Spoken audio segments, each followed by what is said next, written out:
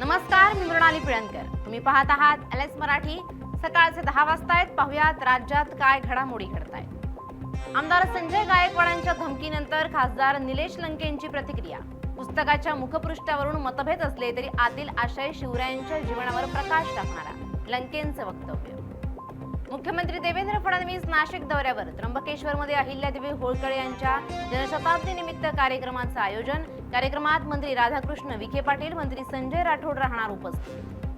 बंधू अशोक खरातचं गुप्तांग कापून आणा आणि 1 लाख रुपये घेऊन जा. शरद पवारांच्या राष्ट्रवादीकडून बक्षीस जाहीर. कोल्हापुरात औसा येण्यातील 1200 दूध संस्थांच्या सुनावण्या रखडल्या. जाणीवपूर्वक विलंबाचा आरोप. दूध संस्था प्रतिनिधींवर अन्यायाचा आरोप. नंदुरबारमध्ये उन्हाच्या झळा तीव्र. रखरखत्या उन्हात निसर्गाचा एक अद्भुत चमत्कार. बहरलेल्या गुलमोहरानं वातावरणात प्रसन्नता.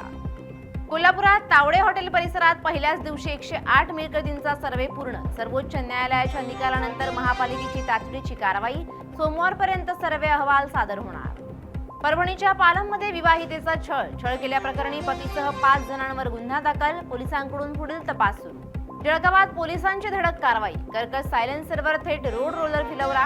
100 सायलेन्सर आणि 250 फॅन्सी नंबर प्लेट्स यांचा चक्काचूर. नियम तोडणाऱ्या वाहनधारकांना पोलिसांचा कडक इशारा. जळगावात अतिक्रमण हटाव कारवाईला गालबोट. अतिक्रमण विभागाच्या पथकाशी महिलेची हुज्जत. दुसरीकडे धक्काबुक्की. अतिक्रमण हटवण्याची कारवाई नियमितपणे सुरू राहणार असल्याचा इशारा. भंडारा एसटी आगारात बसच्या अपघातात बाप लेकाचा मृत्यू. थरारक घटना सीसीटीव्हीमध्ये कैद. घटनेची माहिती मिळताच नातेवाईक आणि नागरिकांचं आगारात आंदोलन. एसटी महामंडळाच्या वतीनं आर्थिक मदत देण्याचं आश्वासन. या होत्या आताच्या घडीच्या काही महत्त्वाच्या बातम्या. अशाच महत्त्वाच्या बातम्यांसाठी पाहत रहा LS मराठी.